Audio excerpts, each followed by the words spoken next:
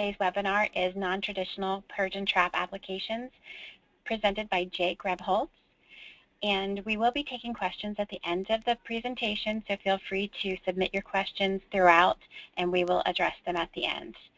Okay, Jake. All right, thank you.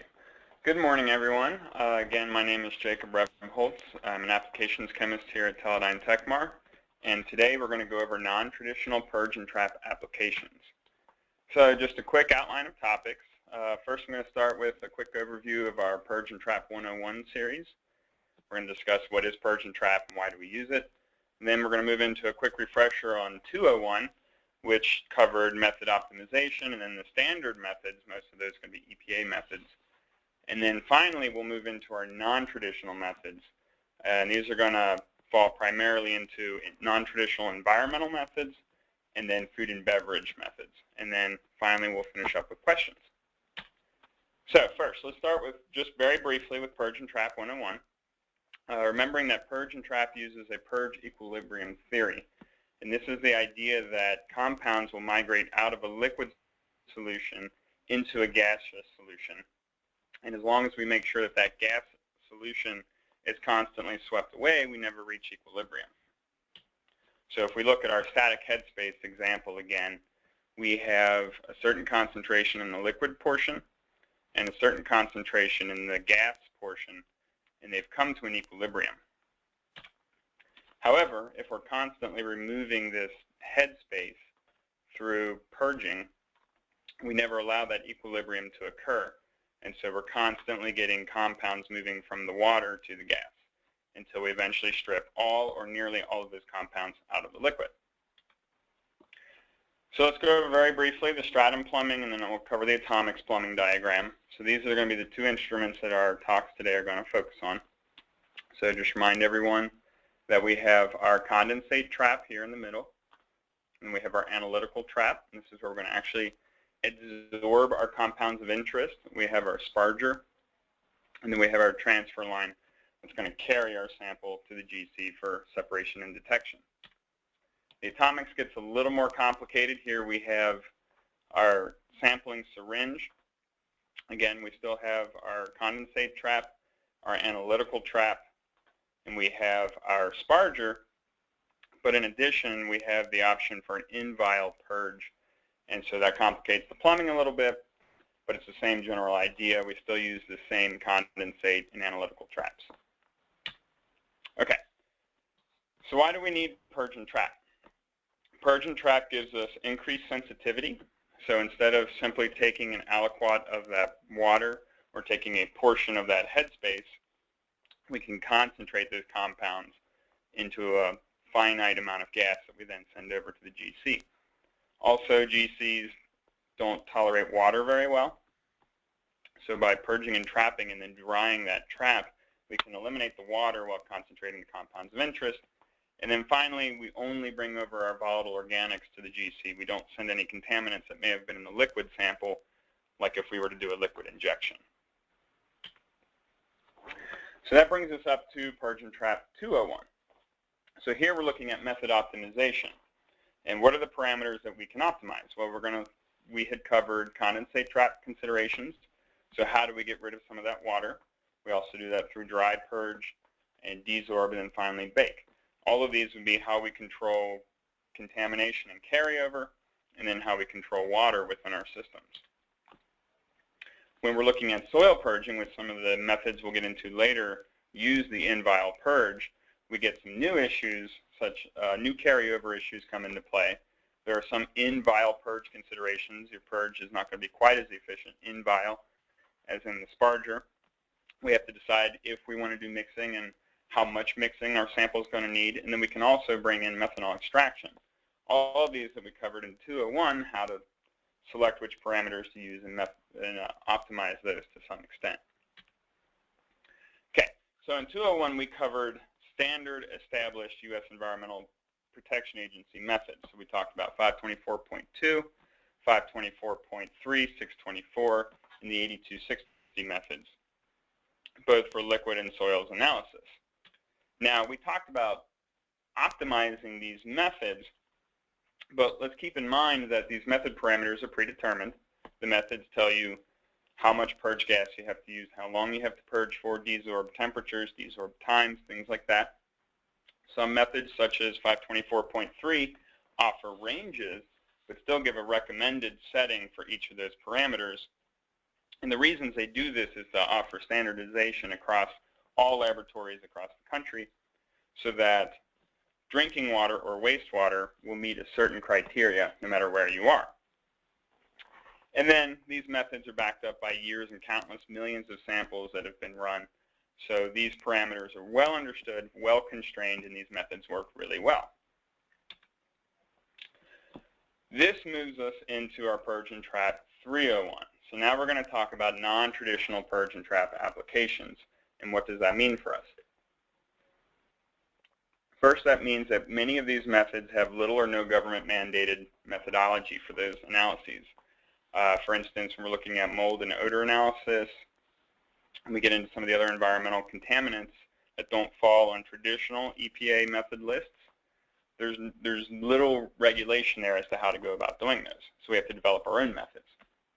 Often you'll also find very little published guidance on how to run these applications. So you may have to do some of your own method development because no one's done it before. And a good place to start with these would be converting them over from more traditional analyses. Examples of that would be headspace or SPEME analyses. What type of parameters can we borrow from those runs, such as sample volume, sample temperature? Are we looking at really trace levels? So we're going to need a lot of liquid to get enough compound out of solution. Or are they going to exist at pretty high concentrations so we can use less sample? We can glean some of this information from more traditional analyses. Okay, so let's start by going over our non-traditional environmental applications. We're going to cover 4 different applications today. We're going to talk about mold and odor. We're going to cover hydrofracking or hydraulic fracturing samples, liquid samples from those processes. And then we're going to look at 1,4-dioxane and epichlorohydrin contamination of drinking water samples. So when I say mold and odor, what are we talking about? Well, we're talking about 2 primary compounds of interest, and those are geosmin and 2-methyl-isoborneol, or MIB for short. What kind of constraints are we looking at here?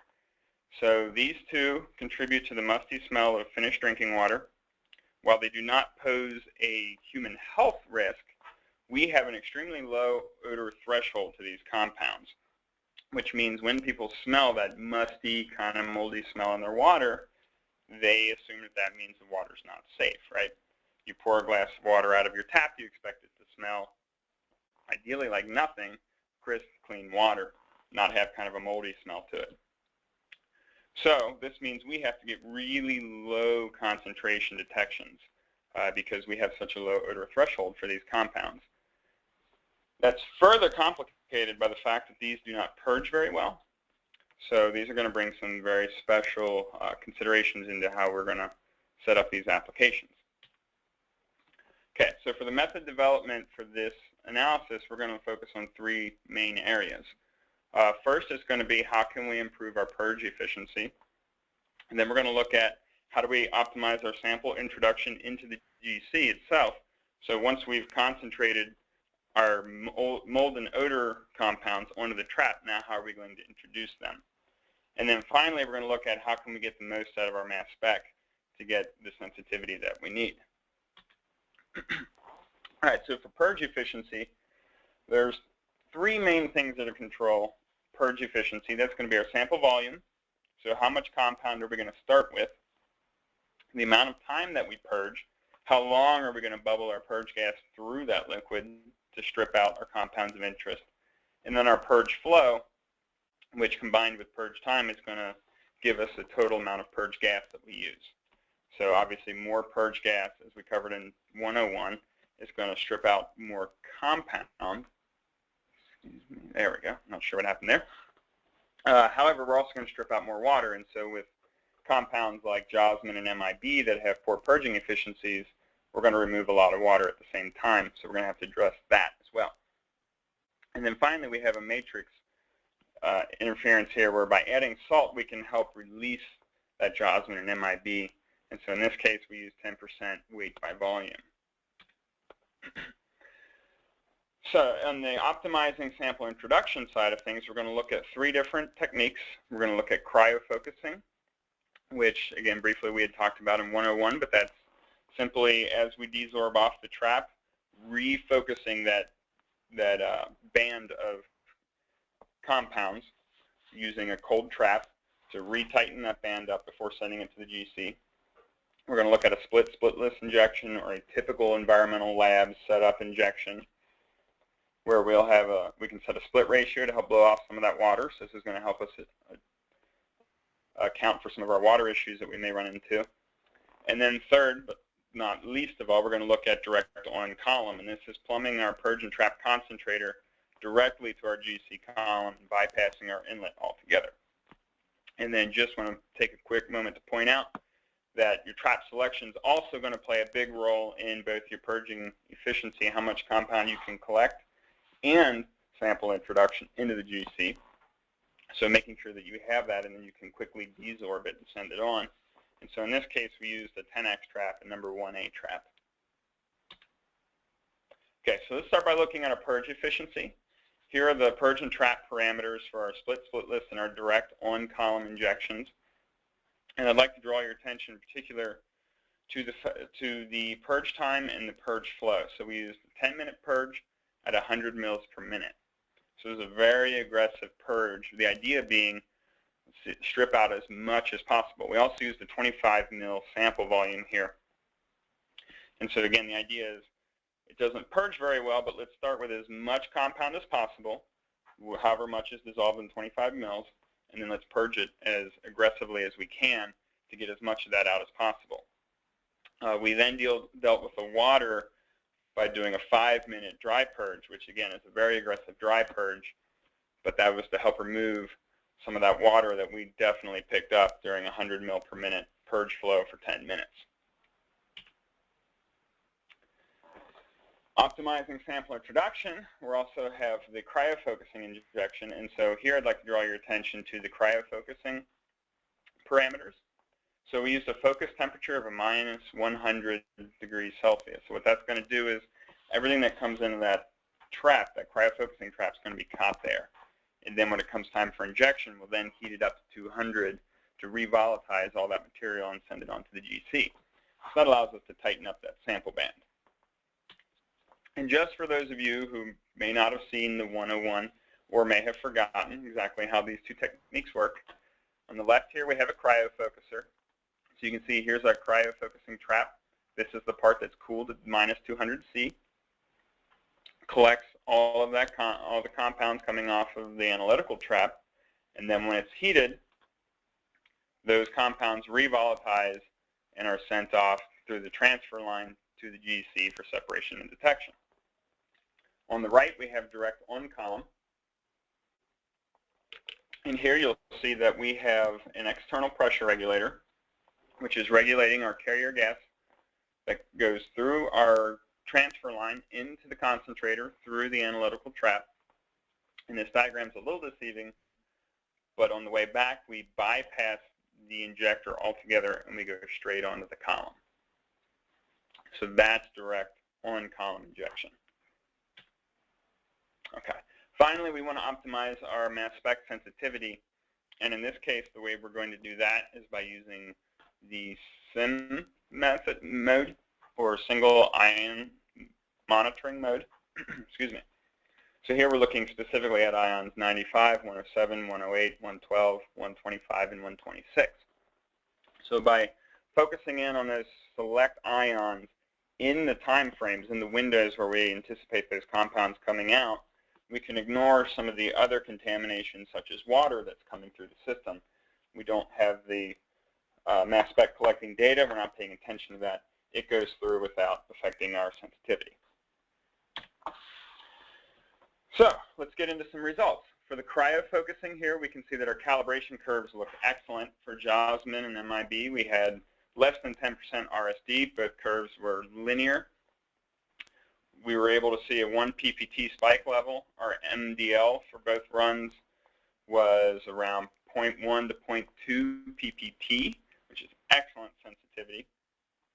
On a 10 ppt spike, we have a precision of less than 10%. Again, percent recovery well within 100%, between 100 and 110%, and very, very low carryover, less than 1%.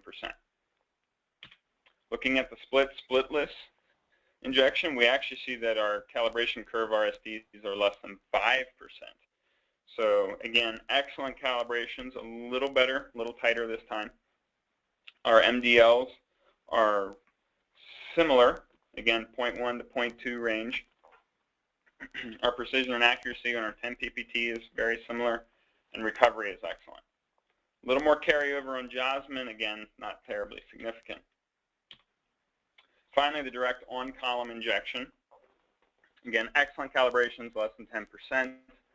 Our MDLs are around 0.2, 0.1 respectively. 2% RSD on our precision at 10 ppt. And again, percent recovery is excellent, right in there around 100%. So mold and odor conclusions. Purge efficiency was improved by using the large sample volume, running 25 ml sample.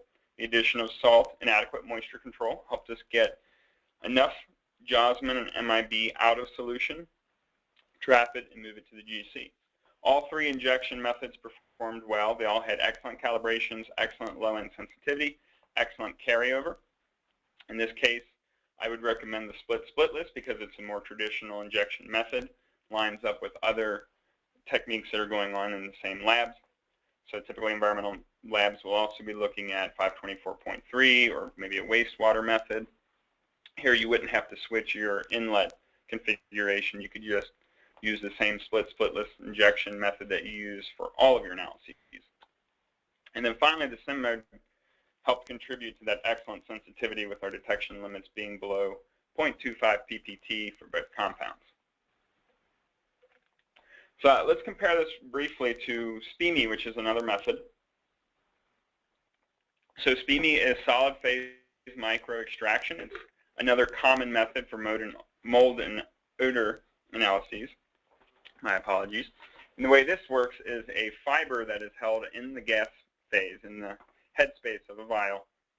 The sample is heated, and that fiber absorbs the compounds of interest, is then placed into the inlet, heated, and it desorbs those compounds. Purge and Trap is going to be cheaper for a number of reasons than SPME. First and foremost, those fibers need to be replaced on a fairly regular basis. They're consumable. They're specialized and they're expensive consumables. Purge and Trap is going to be more automated. You simply load your sample in a vial, you drop it in.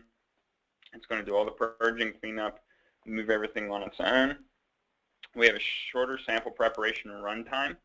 We don't need to heat or purge our sample nearly as long as a SPME run would require to heat and absorb and then heat to desorb those compounds.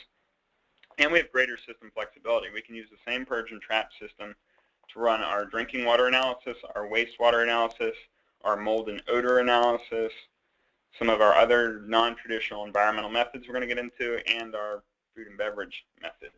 So depending on what types of samples the lab faces, we just have a lot more flexibility here. Okay, so now let's move on to hydraulic fracturing. What is hydraulic fracturing? Well, this is a brief little diagram here. I'm not going to go over it too much, but the general idea is a liquid is pumped underground and is hydraulically fractures bedrock. And what this does is it allows small pockets of oil and gas that are trapped and not worth drilling into in of themselves to be consolidated and pumped out from one wellhead. But as the name implies, this involves some type of hydraulic fluid that's pumped down, and then has to be some portion of that repumped out to clear the well in order to collect the gas and the oil. So what's in that fluid and what do you do with it? So that's what this analysis looks at. In this case, we're adapting two headspace methods, RSK 175 and BOL 6019. Both of these are looking at natural gas constituents in water. So we're looking at propane, methane, things of that nature. So here we want to optimize our Purge and Trap parameters. And so we're going to compare our Purge and Trap analysis to headspace method quality control parameters. So can we meet the requirements of RSK 175 and BOL 6019 using Purge and Trap instead of headspace? And then we're also going to look at a comparison of two Purge and Trap methods, both a 25 ml sample volume and a 5 ml sample volume. So do we need that increased sample size to get the type of sensitivity that the method would require? So first, let's look at our instrument conditions for the 25 ml sample.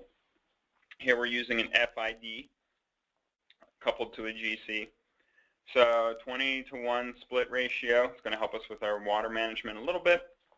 Not going to contribute a lot. We have 40 mils per minute of hydrogen, 400 mils per minute of airflow. The 5 mil sample is going to use similar parameters. In this case, we're using 35 mils of hydrogen and 300 of air. Same split ratio, same inlet temperature. Okay, now let's move on to our Purge and Trap parameters. Excuse me. I'd like to point out here briefly that the AT100 conditions reported in this table are for the 25 mil sample volume. The stratum conditions were the same.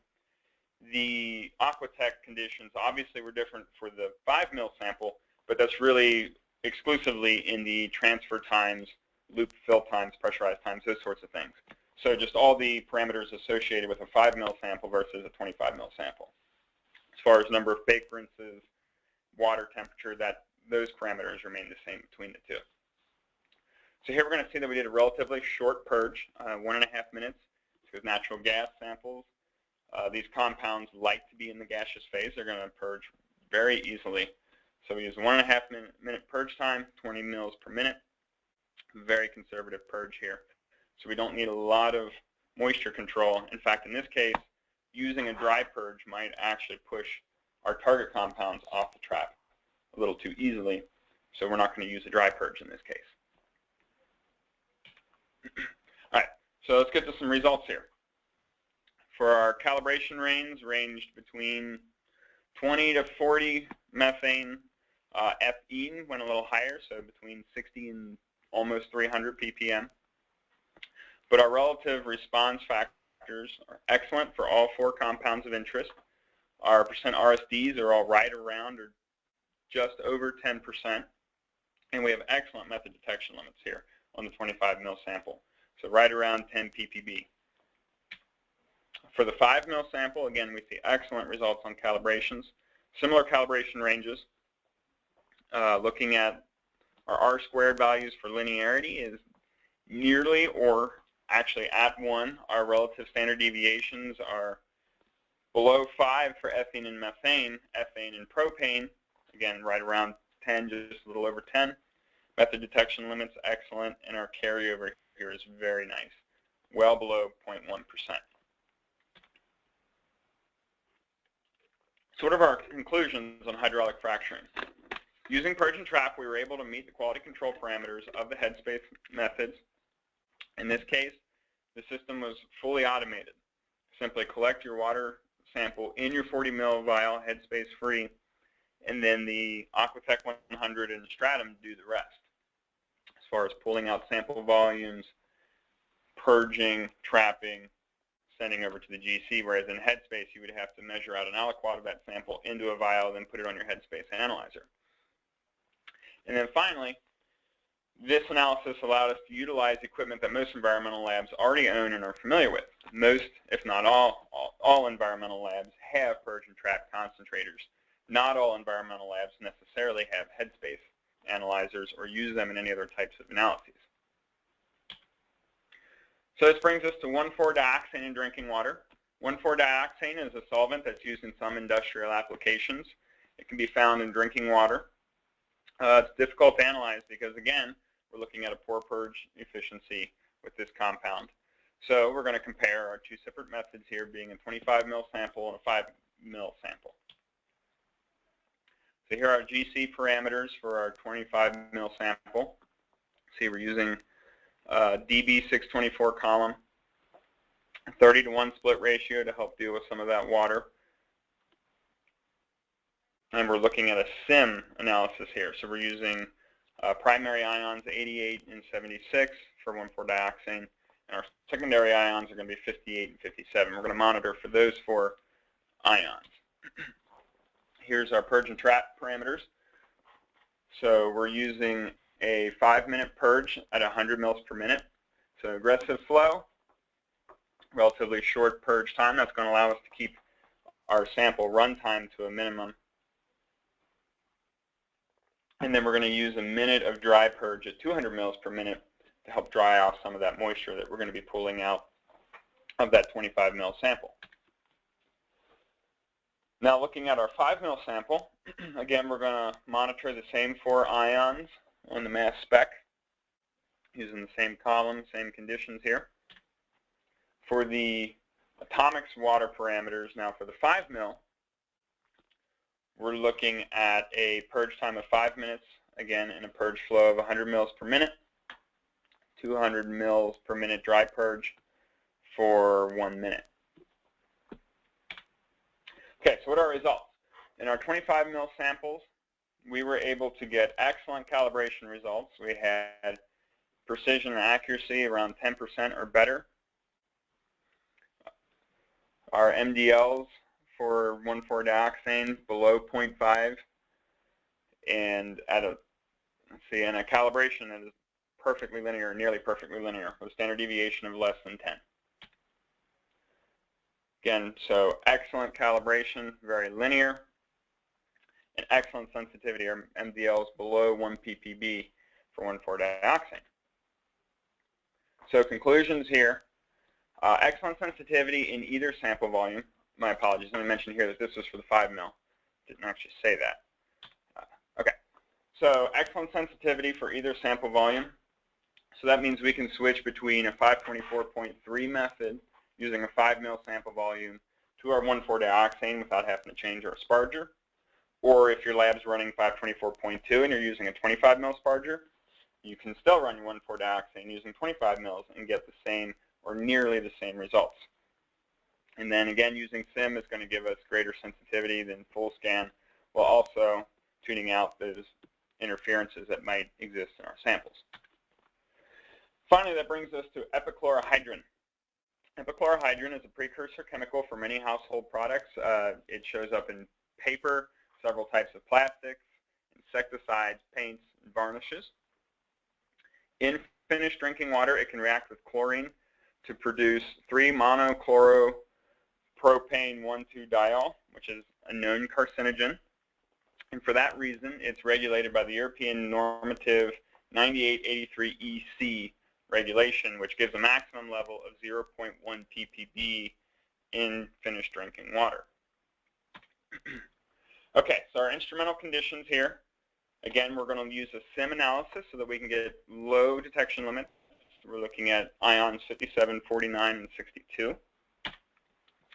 On our purge and trap parameters, we're going to use an 11-minute purge time, a purge flow of 200 mils per minute, and then we're going to use a 1-minute dry purge time at 100 mils per minute to help dry off some of that water that we're definitely going to collect during our purge. So here are our epichlorohydrin results. We see that our calibration results are excellent. We have nearly perfectly linear at 0.9995 for R squared. RSD is less than 5%. And in our sample preps and 7 replicates, we see that we have an average concentration in a 0.1 ppb standard of 0.084. Our percent RSD on our 7 replicates is 6%, and puts our MDL right at 0.016 ppb. Excellent low end sensitivity. Here's a selected ion monitoring scan of the 0.1 ppb, and so you see here a nice sharp peak for our epichlorohydrin. So we have excellent sensitivity down at our 0.1 ppb range, right where we're most interested because that's our regulatory limit, Again, using SIM mode, chilling our samples to help preserve those compounds, and selecting proper purge parameters is what's helped contribute to getting those sensitivities. Okay, let's move on to some food and beverage applications. We're going to look at VOCs in some common foods We're also going to look at VOCs, a broad range of VOCs in bottled infant water, another broad range look at soft drinks, and then finally we're going to get specific here. We're going to look for 2,4,6-trichloroanisole, or Tca, in wine, and trans-2-nonanol in beer. Okay, so let's start with the VOCs in common foods. So VOCs can be introduced into foods during the preparation or the packaging processes. VOCs can also find their way into foods while those foods exist in their natural states. So for instance, an oil spill in the Gulf may contaminate seafood. When that seafood is then processed for human consumption, that contamination may still be in it.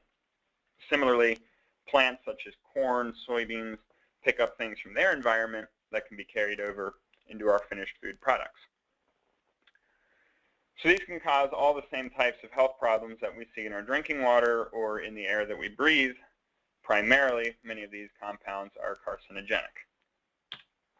Okay, so this study looked at a broad range of foods, including raw fruits, cooked goods, and prepackaged seafood products.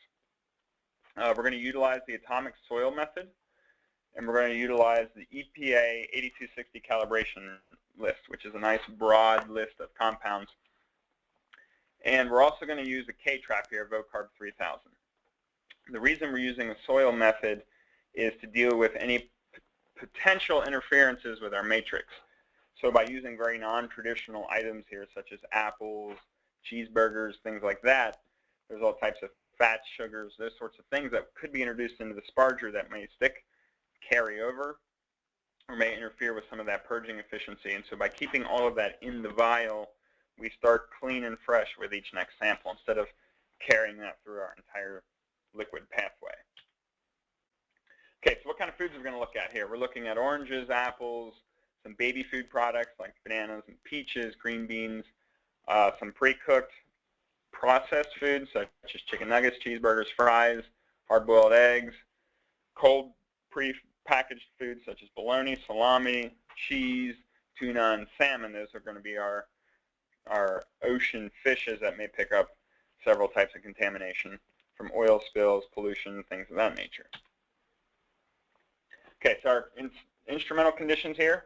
This time we're going to use a full scan because we're looking for a broad range of compounds using an 80-to-1 split, so we're going to get a little bit of moisture control because, again, we're looking for some of those traditional VOCs that we see in 8260.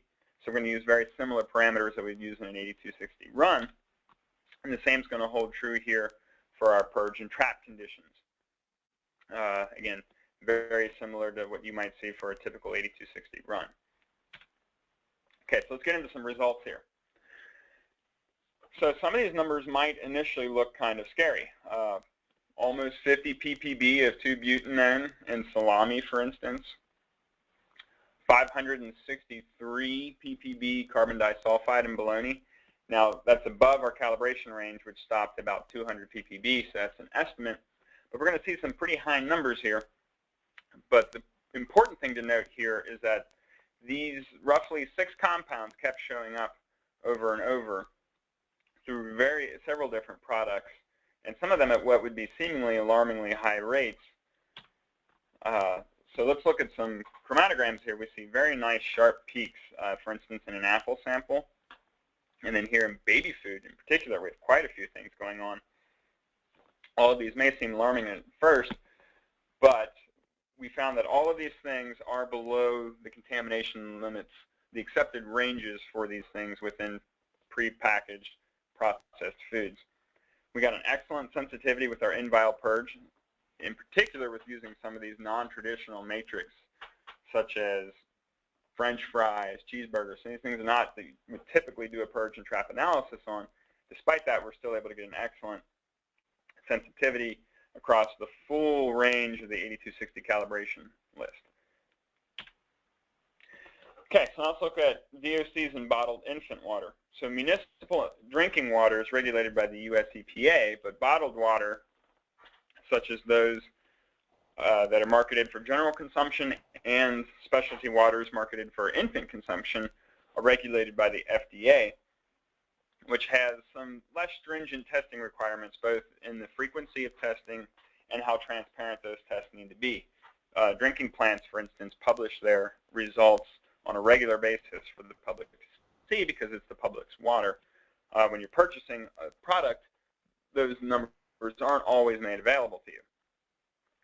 However, the largest possible sources of contamination here that we're going to be looking for are going to be during the processing itself and then bottling in plastic. So do we get any outgassing of compounds from the plastic into the water?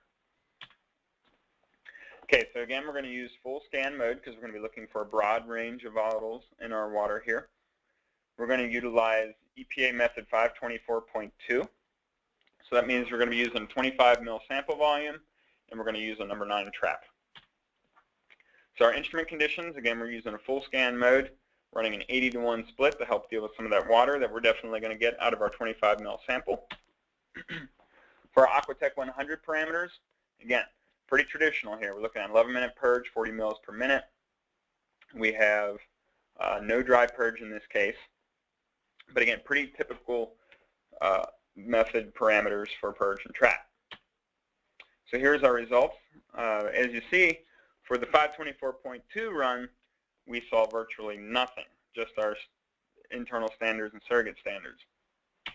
However, on closer inspection, we saw some plastic compounds that had eluted from the bottles into the samples. So what conclusions do we have here? We don't have any contaminants in the 524.2 list. However, we do have some hydrocarbon compounds that are potentially outgassing from the plastic into the water. And we have excellent sensitivity with our Stratamin Aquatech 100. And again, using a pretty standard methodology in this case, just given the nature of the matrix we're working with. So now let's move on to a slightly more complicated matrix again, which would be VOCs and soft drinks. So we have a long history of testing for VOCs in drinking water, as I mentioned earlier, with the standard EPA methods, lots of samples, lots of time running those. However, there's less known about VOCs in soft drinks, and there's little, if any, regulation for those concentrations in soft drinks. And again, we have some of the same routes of contamination as with bottled water. It can come either from the packaging itself or from some of the processing steps as the product is made and then packaged. Excuse me. Okay, so here we're going to look at the US EPA method 8260 list. It's a larger list than the 524s, so it's going to cover a nice broad range of compounds. We're going to be using an in-vial purge to deal with some of the matrix interferences that we may see. In particular, we're looking at carbonated soft drinks, so we don't want to bring some of that mess over to the asparger where it could potentially bubble over and contaminate our gas pathway. And we're going to use a very standard number 9 trap again here. And we're going to be looking at 3 different brands of soft drinks, each with 3 different offerings. So a regular, a diet, and a 0-calorie soft drink. And then we're going to analyze 2 different packaging techniques, both cans and plastic bottles. Okay, so our instrument conditions again here, we're looking at a full scan range again because we're looking at an 8260 list. We're going to use a soil purge method here this time because again we're doing an in-vial purge, but otherwise pretty standard here. We're looking at 11-minute purge time with 40 mils per minute. Let's get into some results. So across all 3 brands, we saw kind of 6 popular compounds show up time and again. So we see acetone, ethyl acetate, chloroform, bromodichloromethane, and benzene, all of which are regulated in drinking water to one level or another. And as we can see, there's not a significant difference across soft drink offerings, with the exception here, for instance, with brand A, we see a really high concentration of acetone in the 0-calorie soda can, and we don't see that in the other cans. But otherwise, pretty similar results across the various types of soft drinks. However, we do see that brand C had less of, in particular, benzene, bromodichloromethane, and styrene wasn't showing up quite as well in that brand in particular. And if we look at overlays here of some chromatograms, the black line, which you only really see popping up kind of over here, is our regular. Diet is in red. Blue is our 0-calorie. similar results for all three soft drinks we can see here. If we zoom in on the flavor compounds that come out later, again, similar profiles for our flavor compounds that came out toward the back end of our analysis. So what are our conclusions here? We had an excellent versatility of the atomics. Again, as I mentioned, we found that 6 common VOCs showed up through all brands and types. However, the concentrations of all of these were below the EPA regulations for drinking water, suggesting that VOCs in our soft drinks are not an issue, at least not in these 3 brands and these offerings. Okay, so let's move into our final 2 analyses here. First, we're going to start with Tca and Wine. This is the compound that's responsible for cork taint, or it offers kind of a moldy scent to the wine, and that's because it's a metabolite of mold. We have a very low taste and odor threshold, again, for this, just like we do with Jasmine and MIB. And again, similar to Jasmine and MIB, it's not found at concentrations high enough to be harmful to our health. However, because we can smell it, it impacts our perceived quality of the wine, right? Nobody wants to uncork their wine, pour a glass, and it smells like it's moldy. You assume it's no good. So we need to get nice low sensitivity on this compound, so we're looking in the PPT range here. We're going to be using an in-vial purge, and again, that's because of the potential matrix effects of the wines. We don't want to get carryover from one sample to the other. We don't want our wine bubbling over, excuse me, not boiling, but we don't want it bubbling over in our sparger and contaminating our gas pathway. We also need to add salt. In this case, again, we're going to use 10% weight per volume to help drive that TCA out of solution into the headspace. We're going to analyze both wine and cork samples. And then finally, we're going to use a sim mode to help with that low-end sensitivity. And we're going to use a #1 trap at 10x. Okay, so for our instrument conditions, again, here's a list of our sim ions over here that we're monitoring. For the instrument conditions, let's look at the atomic soil parameters. So again, in-vial purge, looking at a 10-minute purge time with 100 mils per minute, so a relatively aggressive purge to help get these, make sure we strip as much of this TCA out of solution as possible, again, because it occurs in such low concentrations. So let's look at some calibration results. Excellent calibrations. We have very linear, excellent relative standard deviations, less than 10%. Our detection limit is low, 0.13 ppb, so definitely down in the PPT range. And our carryover is pretty good. We have less than 1% carryover. Here's an example of a sim run for a cork sample. And so here we see our TCA spike. So our conclusions, we had excellent sensitivity in the PPT range. Although we did not find TCA in our wine samples, 50 PPT spikes had between a 90 and 110% recovery in wine. We were able to find TCA in cork samples, and that ranged right around 36 PPT per gram of cork sampled. And the nice thing about using the atomics here is we get complete automation while avoiding matrix interferences, because we can do that in vial purge. We don't have to do some type of extraction and then put it into a vial for our sparger, and we keep that mess out of our sparger.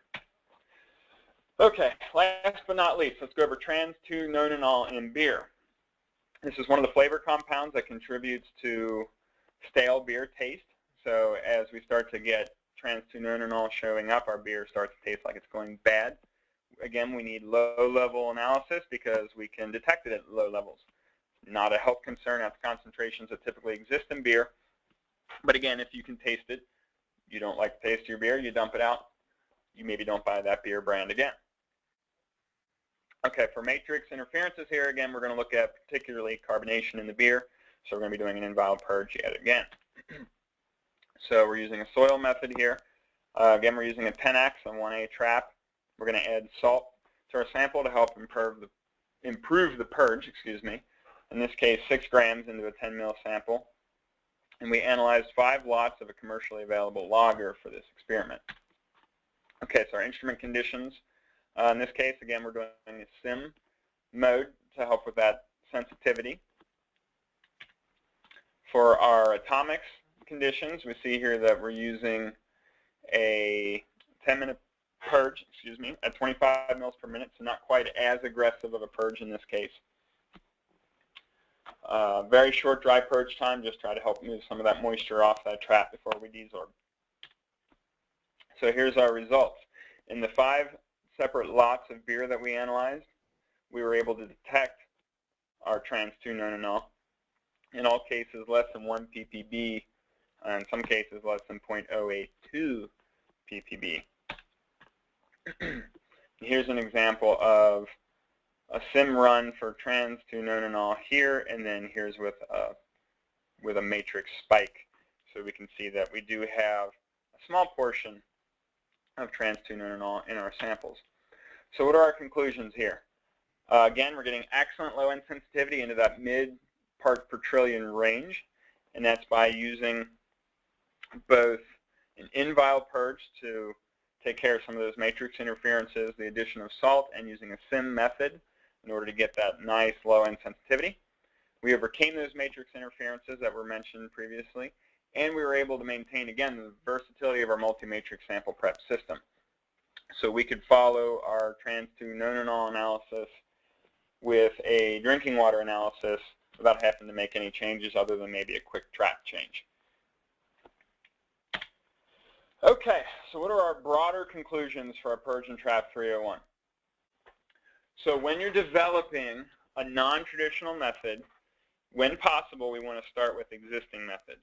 So for things such as the soft drinks, the spirits like wine, beer, looking at bottled water, we want to try to start with a traditional drinking water or wastewater method if we can, and then modify from there, because it's a nice starting point for a similar matrix and similar compounds of interest. We always want to consider our purge efficiency. So if we have compounds that don't purge very well, we obviously want to increase our purge time, increase our sample volume. We may also have to look at trapping materials. So we may be most comfortable with our standard general purpose traps such as K traps and number 9 traps, but sometimes we need to look at other materials such as 10X, like a 1A trap. Also looking at sim mode, that can help us with that low end sensitivity. If we're getting too much water and we can't get a good scan mode, or full scan rather, we can look at a sim, so we zero in just on the compounds of interest. For a broader range such as 8260, it can be more tedious building that method, but in particular when we're looking at one compound of interest, sim can work really nicely for us. And then finally, play around, do some experimenting, and don't worry, it takes time to hone in on those perfect parameters, but it'll be well worth it once you develop your method. So with that, thank you for listening, thank you for your time, and I will take any questions.